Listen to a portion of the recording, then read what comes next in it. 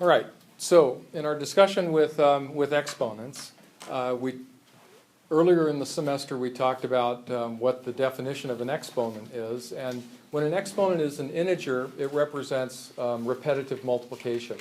Just like multiplication involves repetitive addition, so if you take 2 plus 2 plus 2, that's the same thing as 3 times 2. If we take 2 times 2 times 2, that's going to be 2 to the third, or in this case, a times a times a is a cubed. So I'm going to go over a handful of rules here, and I don't necessarily want you to remember the names of the rules. I think that's unimportant. What is more important is how do the rules work, and you'll get to the point where you just kind of see how these things go. It's a little bit like solving a linear equation where you're moving terms on both sides of the equal sign. You get to the point where these are just the manipulations that you know to be true, and you might not know exactly what the name of them are. And in fact, different authors call them by different names. So I'm interested in how they work more than their names. All right, so the first one is the product rule. So this particular example, when we talk about a, we're talking about the base, okay? And so here I'm talking about multiplying two exponential expressions that have the same base, and if they have the same base, then you add the exponents. So if you have 2 cubed times 2 to the 4th, you add the 3 and the 4, and you get 2 to the 7th. And so whether it's a constant or whether it's a variable or whatever, it all works the same. You add the exponents when you're multiplying two terms that have the same base with an exponent. So if this ever gets confusing for you, what you might want to do is keep some of these really simple examples in mind, and so expand that, like 2 to the 3rd is 2 times 2 times 2, 2 to the 4th is 2 times 2 times 2 times 2, so when you write it all out, you get 2 to the 7th, and so that would be a bulletproof way to remember, do you add or multiply these exponents? If you just write out a little experiment, you can see what you're supposed to do. You add exponents. So then the next rule is the product to power rule. And here if you have different bases and you're taking them to an exponent that's outside of the parentheses, so you're applying this to both the a and the b, you can separate it out into a to the n and b to the n. So if I give you a little bit more concrete example, if we have 3x in parentheses and we square that, the 3 is squared and the x is squared, so we get 9x squared. And if you want to write that out, the x squared means that you're multiplying it by itself once. You get 3x times 3x, and there it's pretty clear that that would be 9x squared. Okay, so especially with parentheses and coefficients, pay particular attention to this, because that's where a very easy mistake, it's a mistake I make a lot, that if the coefficient is outside of the parentheses, it doesn't get the exponent. If it's inside, it does. And that goes for negative coefficients as well. So if that were a negative 3 instead of just a regular 3, you would still get 9x squared, because negative 3 squared is 9. Okay, power to power rule. Kind of sounds like a John Lennon song, right? Didn't he have power to the people? Is that? I mean, his post-Beatles stuff, I think he was always naming songs like slogans or something like that, at least to me. But anyway, power to power rule. I always think of him when this is when this comes up. Anyway, so this means that if we have an expression like a to the m, and we're going to take it to the nth power, we multiply these two together. Okay, so to give you a little bit more concrete example, if we have x cubed squared, that's going to be x to the 6th. And so if you expand that, you see on the second line, it's just the expansion, where I'm going to say, all right, I'm going to take the x cubed twice. So that's x cubed times x cubed, we know from our product rule that you add those exponents and you get x to the 6th. So between this first rule and this third rule, there's oftentimes a little confusion. Do I add or do I multiply? So keep a couple examples just in your head that you can expand and answer your own question, which one is which. And so, sometimes you might have to write this on the side a little bit to remember it, and that's okay. Just do whatever it takes to remember these. Now we have a quotient rule, and if we take a to the m divided by a to the n, so the bases are the same, we subtract the exponents. So this is going to relate pretty directly to when we have negative exponents, and so I'll just defer much of that discussion around that. But the first time your book lists this, they make the assumption that m is greater than n. It certainly doesn't have to be. Okay, so an example of this would be if you have 2 to the 4th divided by 2 to the 3rd, that's going to be 2 to the 4 minus 3 power, which is 2 to the 1. Now, whenever you have 1 as an exponent, you don't need to write it. Okay, that's like having a 1 as a coefficient, you don't need to write. 1 as an exponent, you don't need to write, so you can just eliminate it. And then we have the quotient to the power rule. Now this is if you yes? On the quotient rule, where it says like a m minus n comma a is not equal to 0, Yeah. does that mean that anytime a equals 0? This doesn't work. Okay, so it's not 1. No, because what you have is division by 0. Because if you have here, if you have, let's say 0 squared, okay, that would be 0. So we're dividing by 0, and of course we can't. Okay, so these rules that involve ratios, they don't work when you have division by 0. It's just that simple. It's not a matter of I can do something in a different order, so I'm not dividing by 0. Once it's there, it's always there. And in fact, if you look at some of these things, like sometimes you're waiting in the dentist office and they have Games magazine or something like that, you'll see these, quote, proofs that say that 1 equals 2 or something like that, and you go through the algebra and it looks,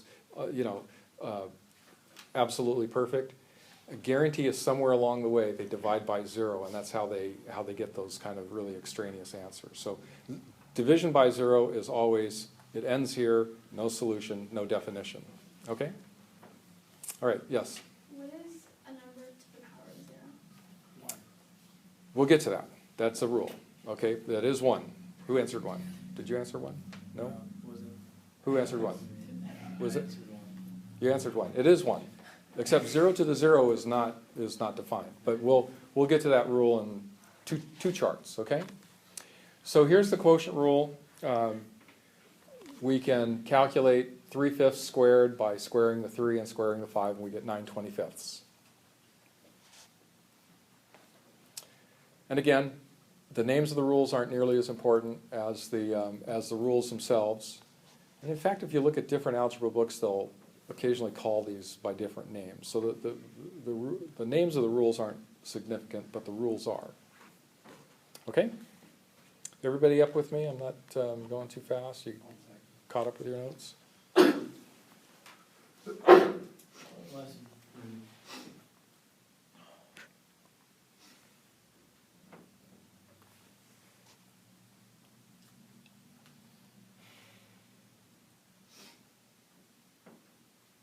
Okay? All right. So let's go through some examples. First ones will be rather simple, and then we get more complex. So here we have x to the 5th y cubed times 2y cubed. Now, one of the things that we want to do is we want to put things in kind of a standard order as well. And it's not that it's so mathematically significant that we do this, but it's just the tradition that we always write our coefficients first, and then we write our variables in alphabetical order. And when we have integer exponents, we want to eliminate as many instances of the variables as we can. So ideally, we just want a coefficient and then some expression in x, some expression in y. And so the only real math that we're doing here is multiplying y cubed times y cubed, and we get y to the 6th, and we put it in our traditional order, and we get that. So it's not necessarily wrong if you follow with that 2 at the end instead of lead with it. It's just not in good form, okay? And I probably will, my red ink will find that if you do it the other way, all right? When is it like a situation where it's like 2xy, you know what I mean? Yeah. When it's like two variables, like, you know what I'm talking about? Yeah, Is that like something we'll get to? here? absolutely, yeah. Oh, okay. 2xy basically is a proportionality thing, you know, where we have, like on this word problem, we ended up with rate times time equals distance. So in an equation, this would be rate times time, RT, two variables. And so if you look at other equations, you might have something varying by the square of something. And so you do have terms that have multiple variables. It's not just a one variable world, okay? You do multiply things. We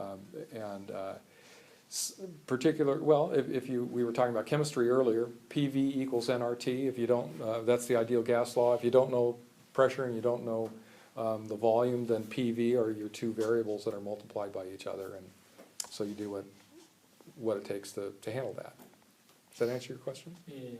Okay. All right, next one. Negative 5y to the fourth cubed.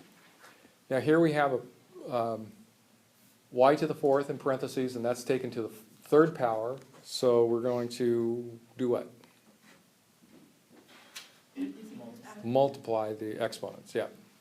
Okay, so that the negative 5 just rides along, we get negative 5y to the 12th. Okay, so here's one where I put the negative 5 inside the parentheses. So the 2 exponent gets applied to the negative 5, and so negative 5 times negative 5 is 25. So it gets rid of the negative sign, and 4 times 2 is 8, so you have 25z to the 8th.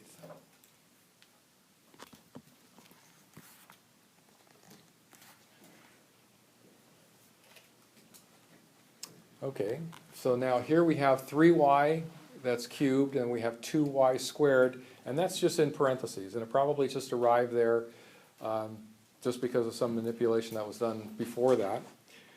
But what we do here is, I'm going to do this in several steps, and I encourage you to do these in several steps rather than trying to do it all in your head all at once. You make really simple mistakes, you know, it just, you do yourself a favor by writing it out. So I'm not going to bother, doing anything except the very first thing I'm going to take care of this 3 up here. And so that gets applied to the 3, that's the coefficient, and this y variable. So my only change here is that I have 3 cubed, y cubed, and I really didn't need parentheses beyond that, so I'm just writing it all together. And so now I evaluate 3 cubed is 27. I have that 2 that's embedded in there, so I'll bring that out to the front. I have y cubed and y squared makes y to the 5th. 2 times 27 is 54y to the 5th. There's no prize for writing less.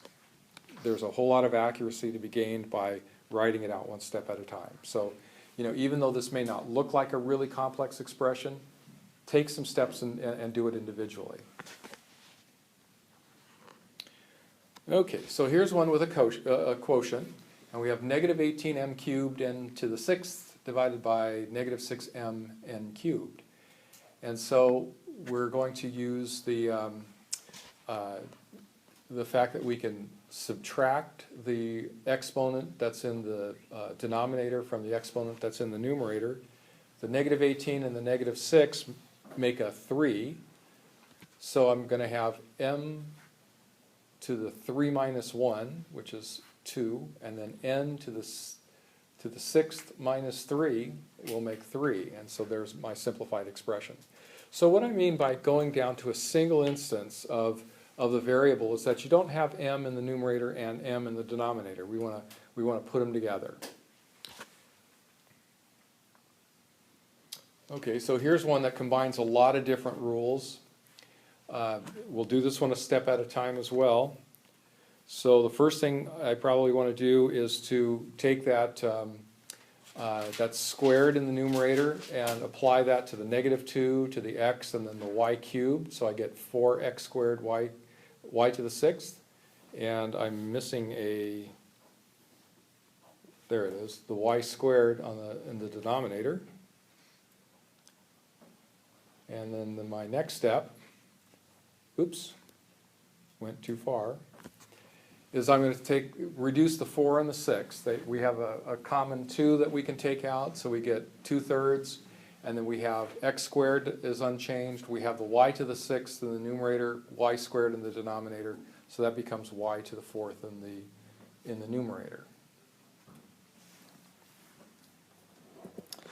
Okay, one of the things I didn't write on the notes here, but I would want to kind of clarify is that when we're doing all this, we're trying to simplify these expressions. And so what constitutes a simple expression? So the things that you should do is eliminate parentheses.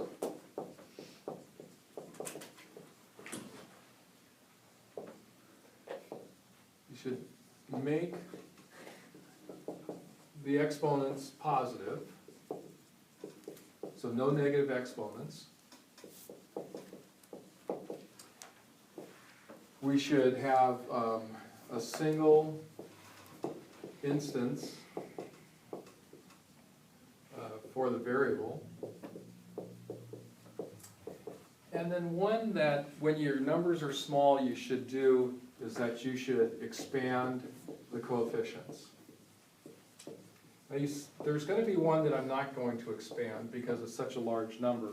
But generally when you have 2 times 3 squared, write 18 instead of that. Or 2 squared as 4.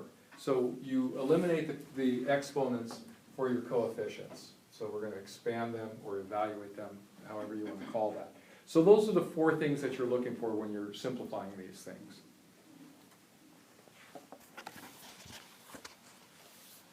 I have a question. Yes? What do you mean by make exponents positive? We haven't really talked about negative exponents so much, but if I have something like this, 3x to the negative 2, I want to get this into a form where, and we haven't discussed this rule yet, but this is going to be 3 over x squared. So it'll be a positive exponent by being in the denominator. Okay? All right. Okay, so here's a few for you to try, and I'd like you to work these out, and then we'll take a few minutes to do those, and I'll probably ask several of you for your opinion as to how these things work out. Okay, so what do you think? How about this first one?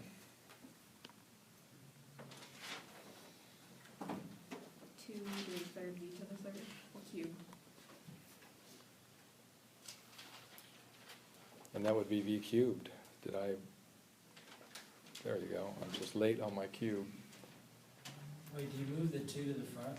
Yeah, always put the coefficients in the front, all right? Line in the middle, but Yeah, it's just the way we do it. I mean, mathematically it's equivalent, but nobody really will ever do that, okay? It's okay for an intermediate part of your calculation. If it's in the middle of a step, you have a 2 in there, okay, great. But once you're simplifying and coming up with an answer, move the coefficients out front. Okay, next one. Just take the 2 times the 3 to get x to the 6, and you get negative 3x to the 6. Yes? Martin? Yeah, you know what I did? I think in the first hour, it stopped before it wrote the 3, and I wrote the 3 twice, so it's actually, let me go back and see if I can clarify that.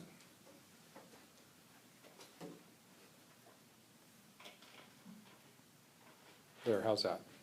Can you read that now? It's little, but it's a 3. Okay, how about the next one? Did you get it, Melissa? I think so. Okay, tell me what you got. Negative 8c6. Yes. Great. Okay, and it's a very, very easy and common thing to overlook is to apply the cube or to misapplying that 3 to the negative 2. You know, it's one of those most common mistakes that people make on here. And I'm sure it's not because you don't understand that you're supposed to do it, it's because you just missed the fact that you should. I mean, this is usually an oversight, so be very careful when you're doing these. Okay, next one. James, you get the next one? I didn't do it yet, but what is it? I got 64 times u, 64 u squared. Okay. Oh, How about u to the fifth? Because you got the fourth. Now, you took care of the 2 to the fourth, but now you left off the u to the fourth.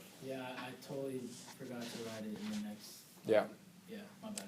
So I did it in 3 steps, as you can see. I applied first the fourth power to, and brought that coefficient out front. So then I had u to the fifth. And so 2 to the fourth is 16. 16 times 4 is 64. Okay, then this next one. Anybody get that? Let me avenge myself. I got 3m to the fourth times n cubed.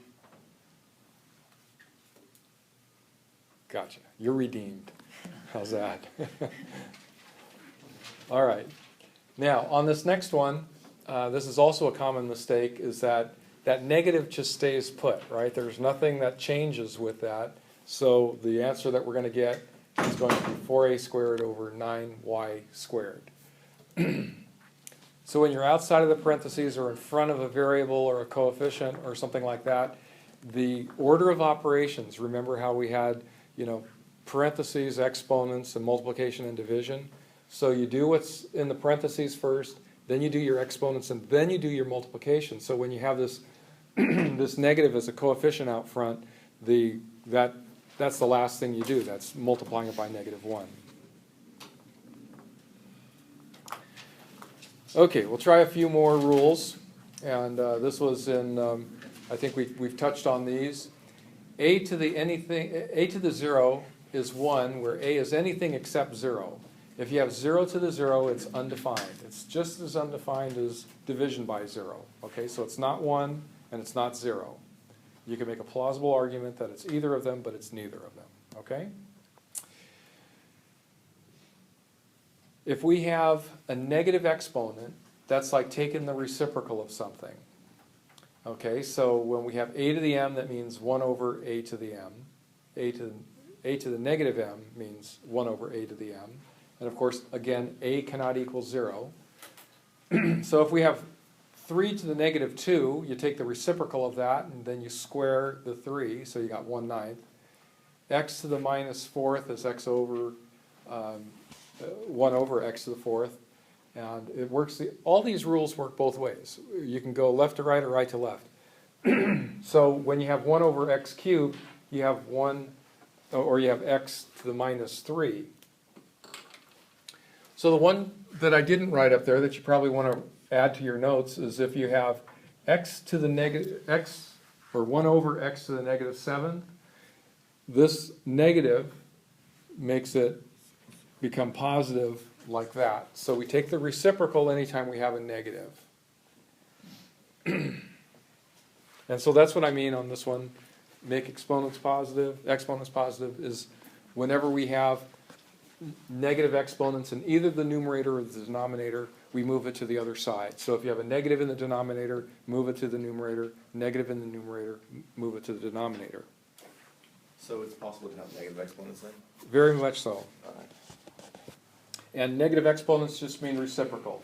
So, Like 1 over x. yeah. And if you do x to the -1, that's going to be just 1 over x. And then 1 over x to the -1 equals x.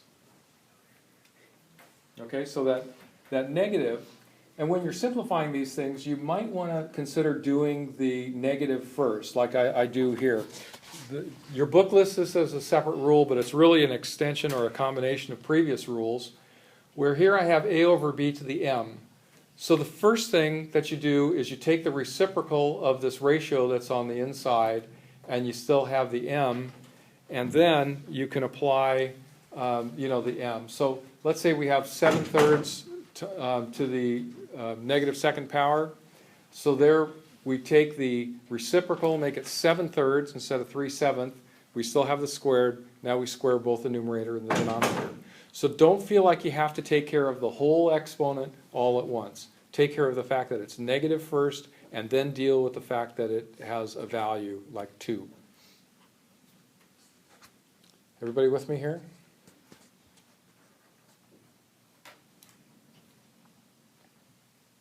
Okay. So let's have a couple examples. Now I wasn't sure what that look on your face was. So 25 to the 0th power is just 1. 2 to the negative 4th power is 1 over 2 to the 4th, which when we expand it is 1 over 16.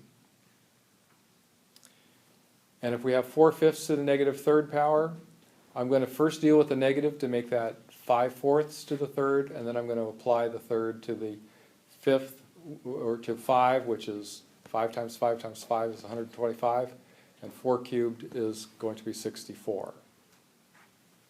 So those were all with numbers, no variables, but it would operate exactly the same when you have variables.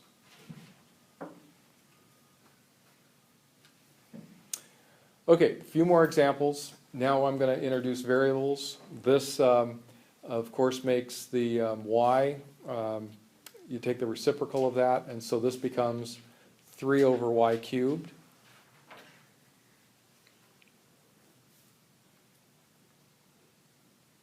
If I have 11x to the negative 1, that parentheses makes it apply to both the 11 and the x, so it's just going to be 1 over 11x.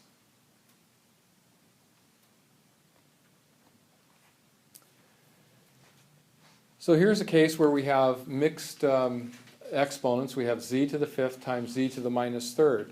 Now remember, the very first rule that I presented was the product rule. And so what we do is we add exponents. And so if we take 5 plus a negative 3, we get z squared. Now taking the alternate root there, if I were to say, okay, I'm going to first make this, that negative 3 positive by doing this, okay, that's a reasonable first step. Then the quotient rule says I take the difference between the two and I get z squared. So no matter what root I take, I get to the same place. Okay? So you can think of it either way, whatever's convenient. In fact, I've seen people that when they deal with ratios, they make it all one line. Everything in the denominator gets either the negative or the positive, and then they simplify the whole thing, and then they split it up between numerator and denominator. And that works perfectly fine if that's what you like to do. It's not real common, but it's certainly valid. Okay, so when we have negative exponents in the denominator, they go to the numerator. And here, in this case, we have 4y over 1, but we can eliminate the over 1. Okay, so 3 over 3a to the negative 3rd power. We'll do it in steps. So the first thing we do is bring that negative to the numerator, and we apply the cube. So we have 3 cubed, a cubed. And then 3 times 3 cubed is 27 times 3, which is 81.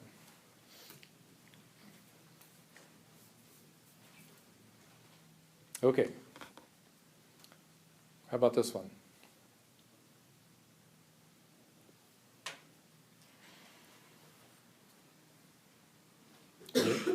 What do you think? What would be the first thing you would do? Make the denominator 1. Perfect. And then it becomes a much more straightforward problem. You have this 0 as an exponent, okay? And so long as n doesn't equal 0, the equivalent expression would be this. And since I have the negative 2 here, I'll make this in the denominator, and 9 squared is 81, and then you have the n squared. So we just assume that n doesn't equal 0? Yeah, and I should be better about stating that these things aren't going to be 0. But it is only true for when n does not equal 0.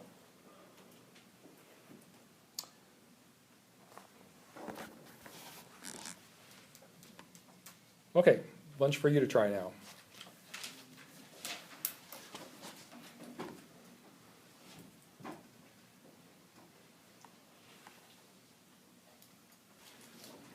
do you think? Did you get it, Ty? Yeah, I got 1 over 8x. Great. How about the second one? Daniel, did you get it? Y squared. Y squared. Third one? T squared. T squared. Ooh, I pushed my play button. This one, you can rely on a little bit of pattern recognition. Generally what you do is you try and simplify the numerator first and the denominator, and then you take care of putting the numerator and the denominator together. But since we have that 5u, we can treat it as a unit and say, okay, that 5u to the negative fourth should belong in the denominator. And then we say, oh, okay, then we have 5u to the sixth power. And so we get 5 to the sixth over times u, 1 over 5 to the sixth power times u to the sixth power. So here's a case where I'm not expanding the coefficients. Yes? You don't multiply, yeah, you just Yeah. said it, you don't do that? Why? Well, according to what I've said and what I've wrote on the board, I should have, okay? But here's a number that when I multiply that out, what is that, 15,625? Something. Something like that? You can't do it like that?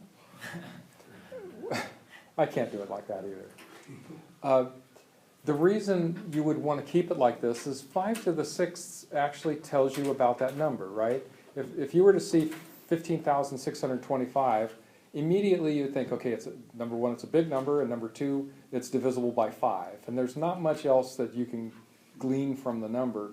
But 5 to the sixth really is a pretty good number. You know, you write it in a compact fashion. If you do any more calculation, you know, with any luck, you'll have some other 5s that will reduce that 6 down to something smaller. So when it's large like this, it's not that important. You know, certainly do it when you have 2s and 3 squareds and, things of that sort. But with this 5 to the sixth, there's, perhaps some instructors will tell you you have to do it in all cases, and others will say that you never have to do it. But I'm saying with the small numbers you should. You should have reasonable sized coefficients. But 5 to the sixth to me tells me a whole lot more about what that number is, and that it's 6 factors of 5 than certainly 15,625. Okay, yes. Do you have a question? Oh, I thought you raised your hand, yes. No. Sorry. Okay. Now this last one, Or 10 over x. 10 over x, right? Okay, so we're good. More. Wait, you wouldn't treat it like x to the negative power and like move the x down and like it'd just be 1 over 10 times x. You know what I'm talking about? Like that's what I did. Like I moved the x down to the denominator Mm-hmm. and then multiplied that by 10. Oh yeah, but you're supposed to flip them. I forgot the rule. Yeah, if you multiply it by 10, then you just cancel the 10s. You have to take care of both, because if you first distribute that -1 to the numerator and the denominator, you get this. And so then to deal with the negative exponents, this thing goes in the denominator, this thing goes in the numerator. Okay? And there's nothing wrong with doing a couple steps if it's clearer for you. But normally when you see something with an exponent of -1, you're talking about the reciprocal. Okay? And it's just that straightforward. Something to the -1 is its reciprocal. Okay, so let's get involved with yet more examples here. And in the interest of time, I know we're running kind of late in the class. Maybe I should just walk you through these, okay? And then you're going to get some on your homework that will be this complicated. And you notice that fourth one there looks like the problem from hell, right? There's too many things involved there to make sense of it. Okay, so the first one we say, okay, the -2, we make that, we distribute that -2 over 2 to the -2 times x to the -4th. The 2 times -2 gives you that -4. And then you just take the reciprocal of those and you expand the 2 squared into 4, and that's what you get. So what I have advocated before is that you first take the reciprocal, deal with the negative sign, and then square it. You get to the same place, because then the first step would be 1 over 2x squared with the whole thing squared. You know, now that it's positive, and then you just square it. You get to the same place. Okay, so on this next one, we take the reciprocal first, and then we apply the 3rd degree, and so we get y to the 3 times 3 is 9, and then we get 5 cubed, which is 125, and x cubed. And so it didn't touch the negative sign.